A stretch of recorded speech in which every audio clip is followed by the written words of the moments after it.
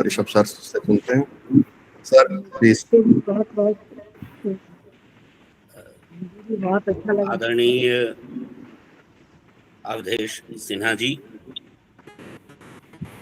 आदरणीय डॉक्टर अनामिका अनु, आदरणीय प्रवीण प्रणव जी और आदरणीय आशा मिश्रा जी तथा सभी उपस्थित मित्रों, देवियों, सज्जन। अनामिका अनु की पुस्तक की यहाँ एक प्रकार से प्रथम प्रस्तुति अभी आप सबके समक्ष हुई। मैं अपनी टिप्पणी को दो टुकड़ों में रखूंगा। पहले इनके वक्तव्य पर, चूंकि ये जरूरी होता है शायद कि अध्यक्ष जो है वह एक रस्म अदायगी करे कि जो कहा गया उस पर कुछ कहे, और उसके बाद दो चार बातें पुस्तक के बारे में।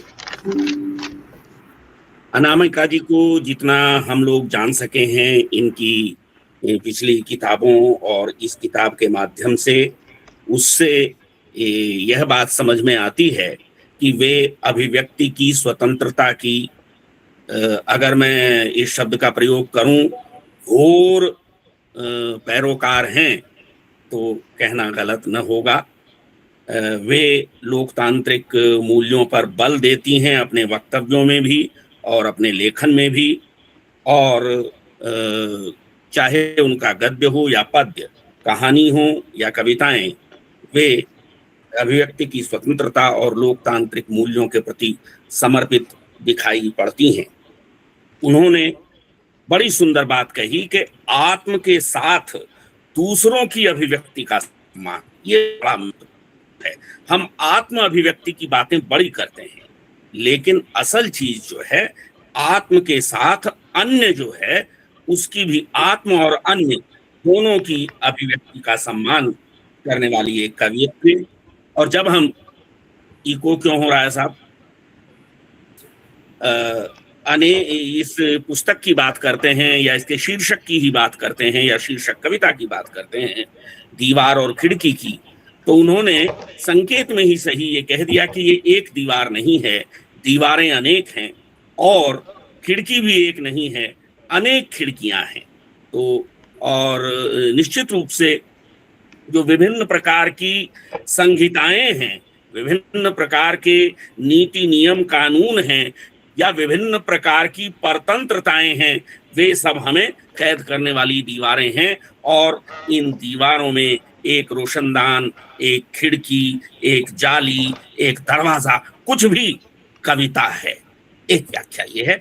लेकिन और भी जितने प्रयास हैं मुक्ति के, मनुष्य की मुक्ति के जितने भी प्रयास हैं, वे सब ये खिड़कियां हैं, और कवियत्री अपने आप को इन प्रयासों के साथ खड़ा करती है। इसके लिए बहुत ही बधाई उन्हें। हाशिए के नाउम्मीद लोगों के बीच उम्मीद जगाने की बात उन्होंने कही, बड़े संकेत से, और मजदूरों, स्त्रियों, आम लोगों, छोटे बच्चों इत्यादि की चर्चा की, जो कि यह जिससे पता चलता है कि जिन्हें अगर हम आज विमर्शों की भाषा में देखना चाहें तो जितने इस समय हाशिए के विमर्श हैं, वे किसी न किसी रूप में इस कवियत्री की रचनाओं में प्राप्त होते हैं। आदरणीय अवधेश जी ने बड़ा सुंदर प्रश्न किया रक्षा से कि क्या नहीं है यह भी बतला दीजिए। तो असल में हम हिंदी में, मैं नहीं जानता अन्य भाषाओं के बारे में, लेकिन हिंदी में वक्ताओं में या आलोचना करने वालों में एक खास तरह की विशेषता पाई जाती है कि वे यह देखने के बजाय कि रचना में क्या है, यह देखना शुरू कर देते हैं कि रचना में क्या नहीं। और ऐसा इसलिए होता है कि वे अपने आप को रचना पर केंद्रित नहीं रखते, या तो रचनाकार पर केंद्रित कर देते हैं, या रचना के बाहर कहीं और से दृष्टि लेकर के आते हैं।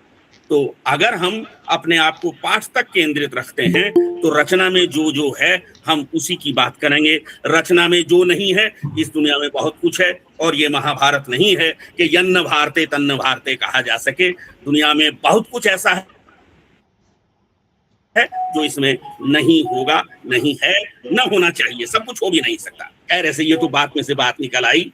उन्होंने मजदूरों, स्त्रियों, आम लोगों, प्रदेशों, स्थानों से लेकर के, और एक एक भिन्न प्रकार की एक कविता है। हालांकि मैं कहना चाहूंगा कि वो कविता थोड़ी सी मांझे जाने की जरूरत है उस कविता की।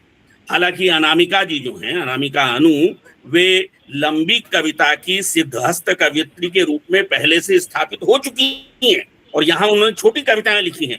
लेकिन जो सार्त्र वाली कविता है वो थोड़ी लंबी कविता है, और उसमें झोल है रचनाकार। अगर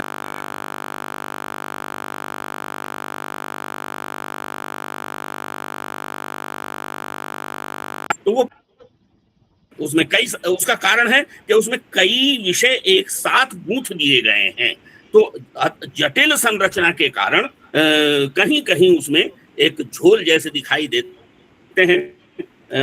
बस इस संकेत के साथ मैं आगे बढ़ता हूं। इस पुस्तक का वह है टीका रंभाना। ये जो है हमारे जी, हमारे सभी ने इस बात की तरफ ध्यान दिया कि अनामिका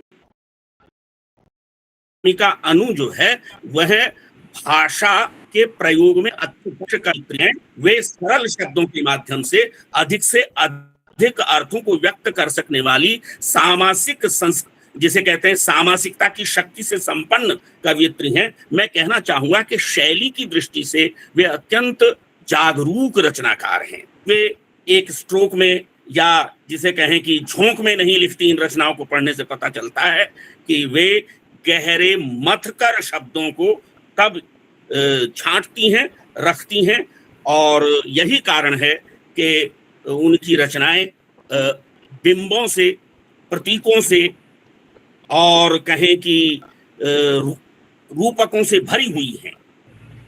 जो कहा जाता है कविता के संबंध में, संभवतः शुक्ल जी ने कहा कि कविता में अर्थ ग्रहण से पहले बिंब ग्रहण होता है। उस दृष्टि से अगर हम इन रचनाओं को देखें तो ये बिंब प्रधान रचनाएं हैं, और इन्हें उसी रूप में देखे जाने की जरूरत है।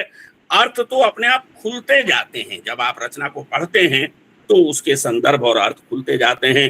एक प्रयोग, असल में चूंकि हम पश्चिमी उत्तर प्रदेश वाले लोग हैं और हमें कुछ शब्दों के प्रयोग जो हैं, जो मुहावरे मिले होते हैं, वे चिपक जाते हैं ना, मुहावरे चिपके हुए होते हैं। तो हमारे मन में एक मुहावरा जो है वो चिपका हुआ है, उम्मीद से होना। उम्मीद से होने का अर्थ मेरे यहाँ माना जाता है गर्व होना। अमुक उम्मीद से है, उम्मीद होना, उम्मीद में होना, और उम्मीद से होना। उम्मीद से होने का अर्थ है गर्व। तो वे अर्थात संभावना।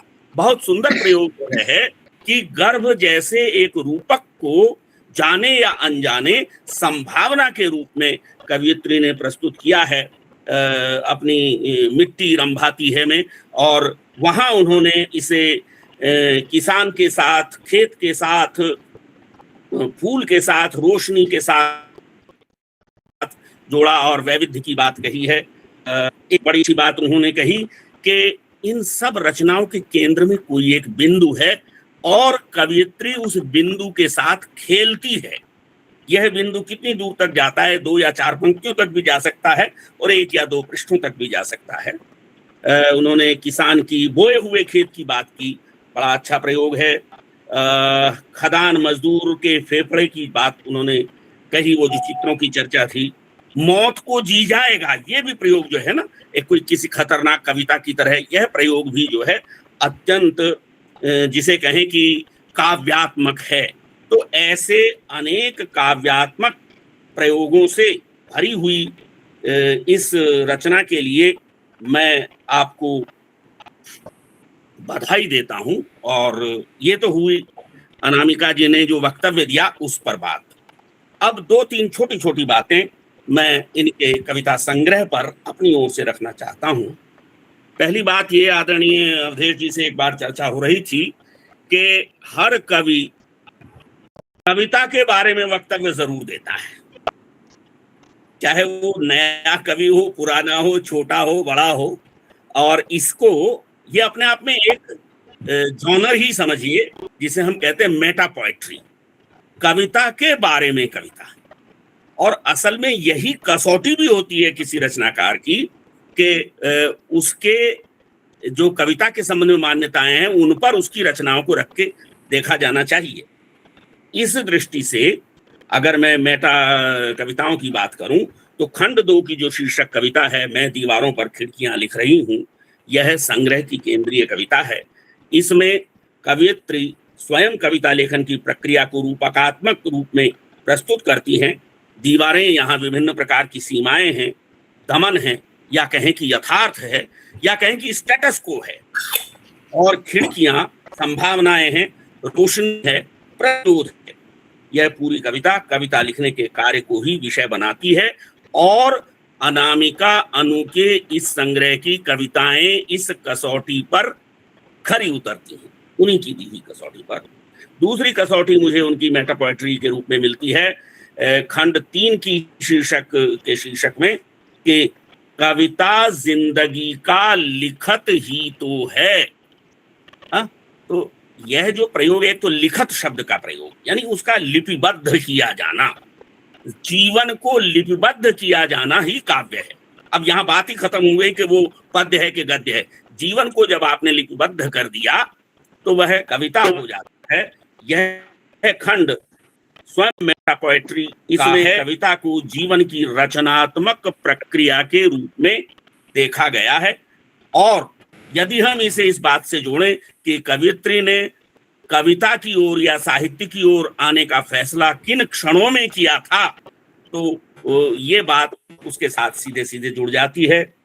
पृष्ठ 92 पर वह उम्मीद से है कि जिसने भी लिखी है एक अच्छी कविता, अब इस अच्छी की क्या कसौटी है ये देखना पड़ेगा, और इसकी कसौटी है वह उम्मीद से है। अच्छी कविता लिखी तो वह उम्मीद से है, अर्थात उसमें बहुत सारी संभावनाएं ही, भविष्य की संभावनाएं हैं। इस संग्रह की सबसे स्पष्ट मेटा लाइन है कि जिसने भी लिखी है एक कविता वह उम्मीद से है। इस कविता को निराशा या यथार्थवाद से नहीं बल्कि उम्मीद से जोड़कर देखा गया है। और भी चीजें इस संदर्भ में कही जा सकती हैं, जैसे यह रात उसे कविताओं के साथ गुजारनी है। मैं सोच रहा था अनामिका कि तुम इस कविता का उल्लेख करोगी। यह रात उसे कविताओं के साथ गुजारनी है। कविताओं को जीवन जीने का, डूबने का और अस्तित्व को भरने का माध्यम बताया गया है। वह मौत को एक खतरनाक कविता की तरह जी जाएगा, इसकी चर्चा हो चुकी। जीवन और मृत्यु को कविता के रूप में देखने का सुंदर मेटा उपयोग। एक और रचना है सलगी, सलगी सिल गई, दुख या तो पृथ्वी सिलती है। अब देखिए बहुत सुंदर पंक्ति है, दुख या तो पृथ्वी सिलती है या कविता।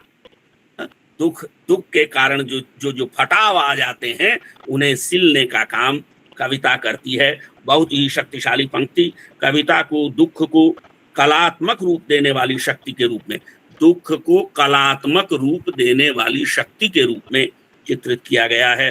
राजस्थान कविता में भी वो कहती हैं कि जब तक लिखोगी तभी तक जियोगी लड़की।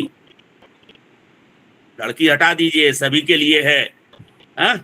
जब तक जियोगे, जब तक लिखोगे तभी तक जियोगे। तो जब तक लिखोगी तभी तक जियोगी लड़की। और मेरी कविता का उल्लेख कविता लिखने को अस्तित्व और जीवित रहने से जोड़ दिया गया है।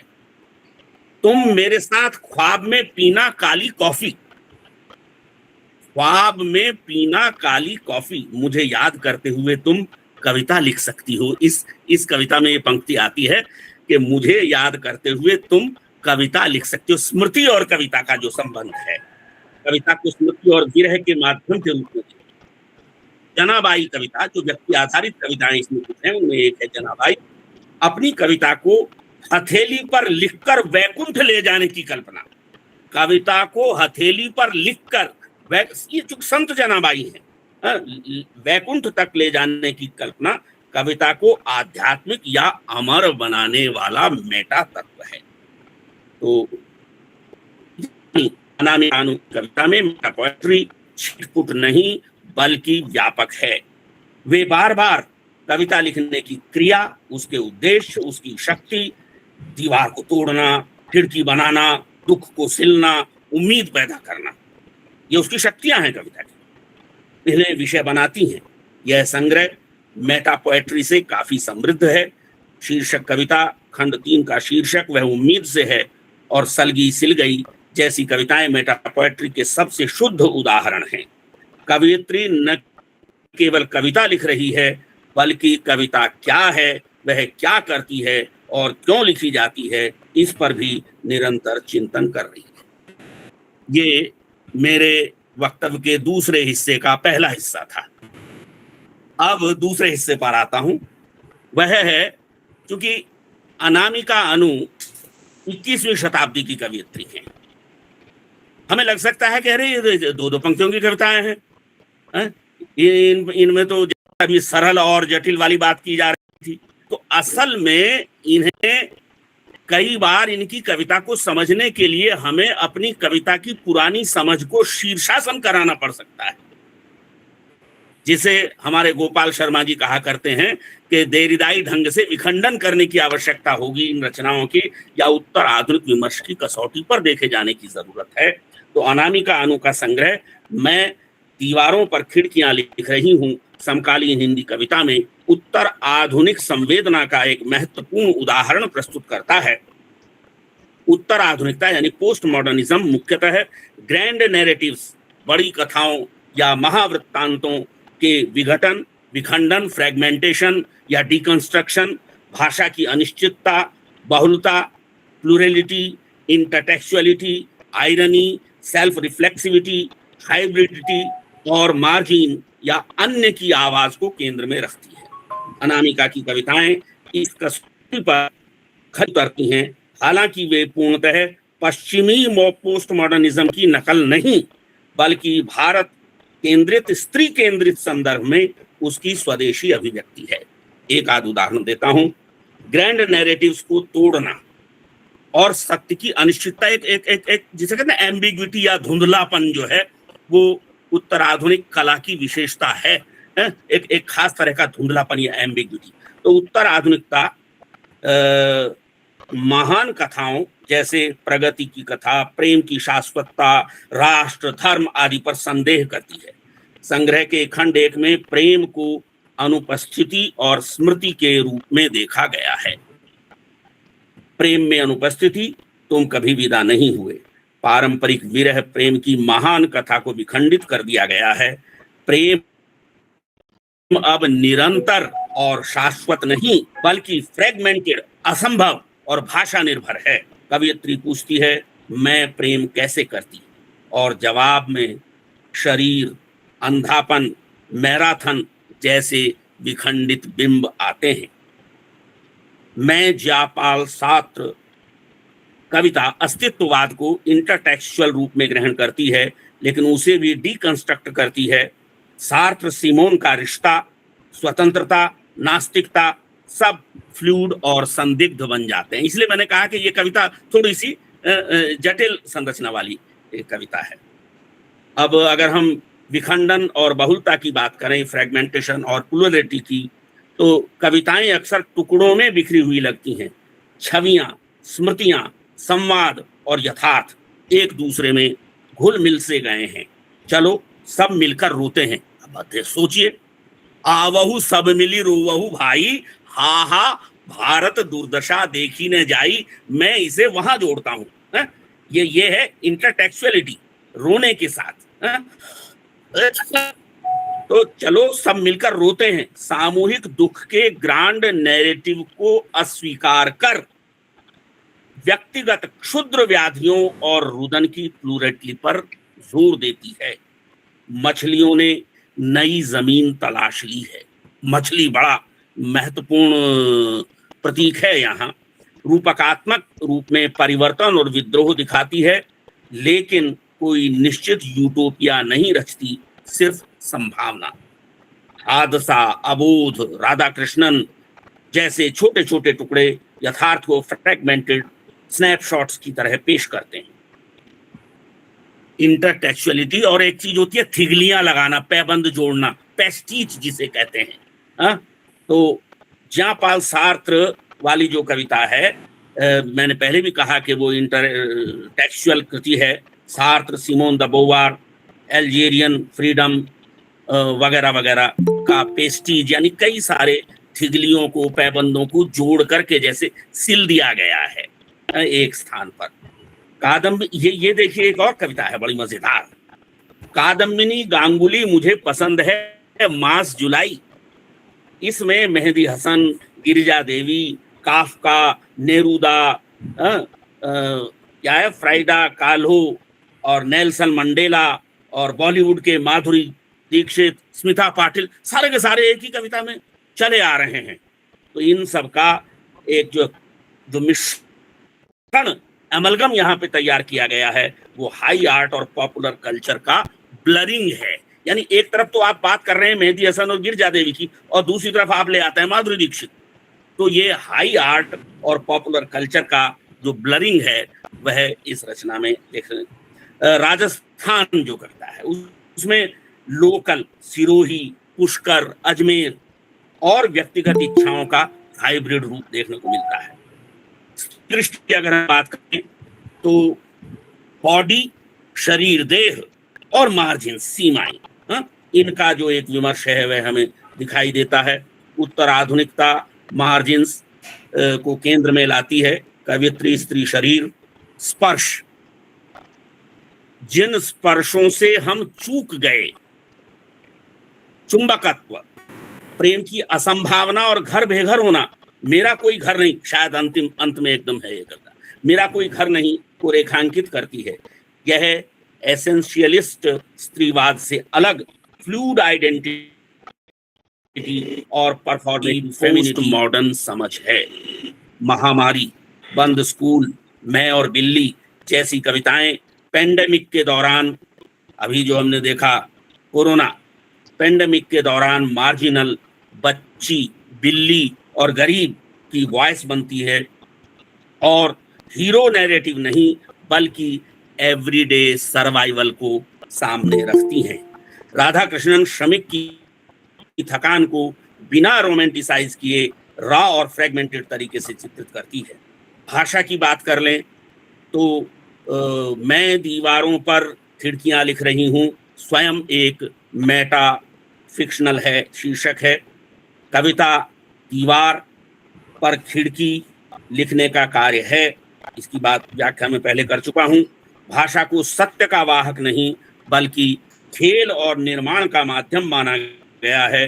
तुम्हारी फुसफुसाहटों की नन्ही नन्ही पोटलियां, तुम्हारी फुसफुसाहटों की नन्ही नन्ही पोटलियां, ये जो छोटे छोटे शब्दों से बिंब बनाए गए हैं ना, इन्हीं में कविता की ताकत है, किसी मेटा नैरेटिव या किसी विषय वस्तु या कथा में नहीं, इन भाषिक प्रयोगों में ही। और सीमाओं पर भी चर्चा की जा सकती है, फिलहाल उसको हम छोड़ देते हैं।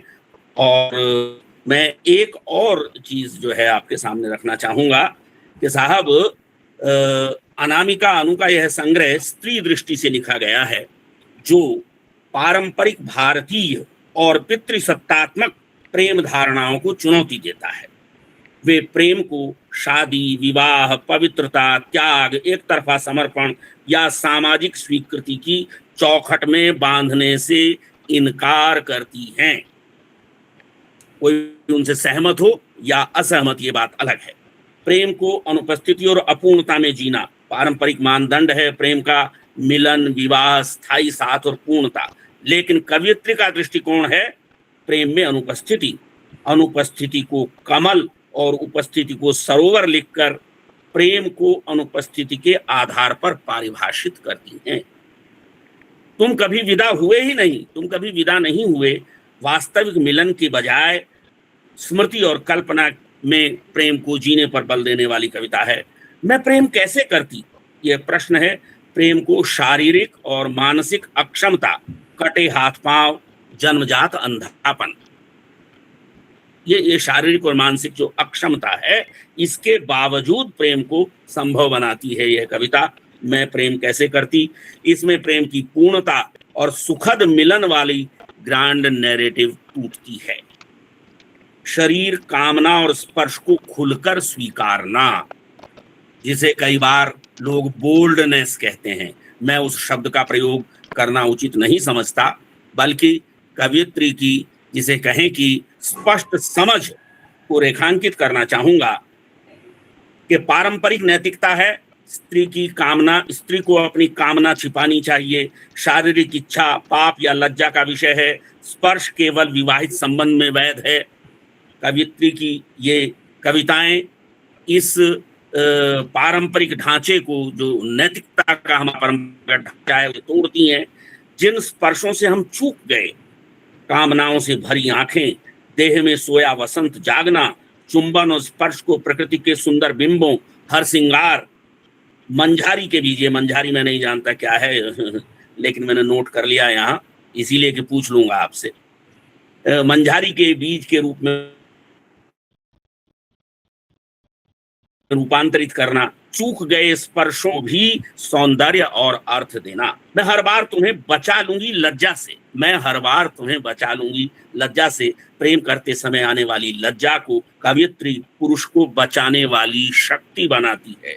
कामना को इनकलाबी नारा, चुंबन को भंवरा और स्पर्श को आकाश लिखकर पवित्रता और नैतिकता की भाषा को उलट देती है।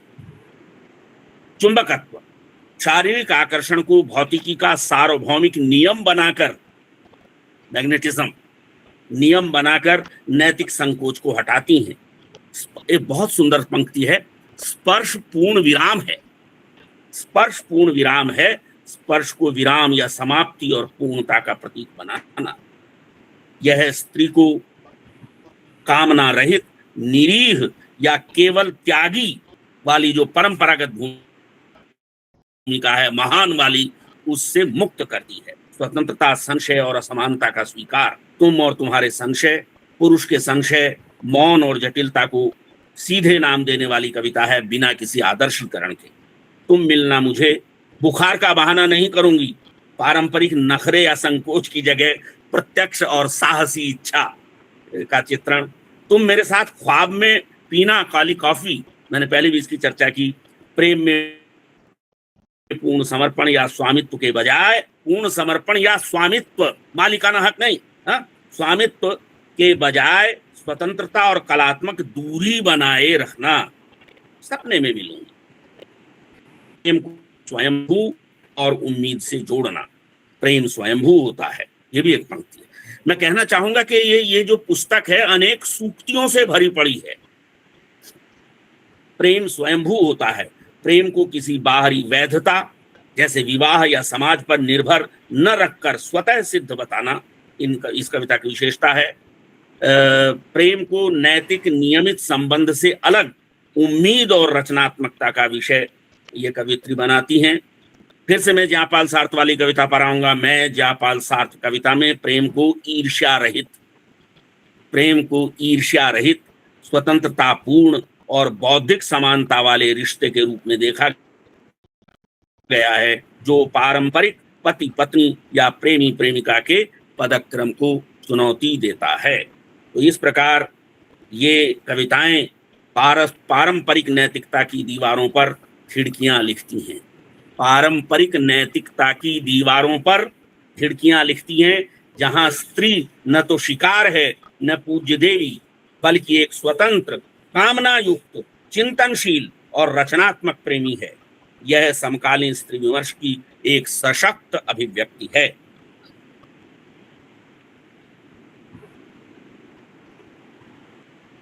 नोटिंग तो और भी कुछ है, लेकिन फिलहाल उसे छोड़ देता हूं। कभी फिर कहीं और मिलना हो, कहीं और बोलना हो, उसके लिए बचा के रख लेता हूं। मैं ये नहीं कह रहा हूं कि कहीं और लिखना हो, आजकल मैं लिखने से बचता हूं, लेकिन कहीं और बोलना हो तो कुछ चीजें बचा करके, जो कुछ वाचालता हुई हो मंच से, उसके लिए क्षमा चाहता हूं। प्रणाम, धन्यवाद जी। शुक्रिया, बहुत बहुत आभार। आपने इतना वक्त दिया और इस तरह से पढ़ा और इस तरह से कविताओं के बीच जो छुपी हुई पंक्तियां थी, जो छुपा हुआ सुख था, दुख था और जो कई तरह की मन स्थितियां थी, उसको आपने जिस तरह से एनालाइज किया, एक यौगिकृत चीज से आपने फिर से तत्वों को निकाल कर सामने रख दिया, ये कमाल का है और मैं बहुत शुक्रगुजार हूँ, बहुत शुक्रगुजार हूँ। आप सबका बहुत बहुत बहुत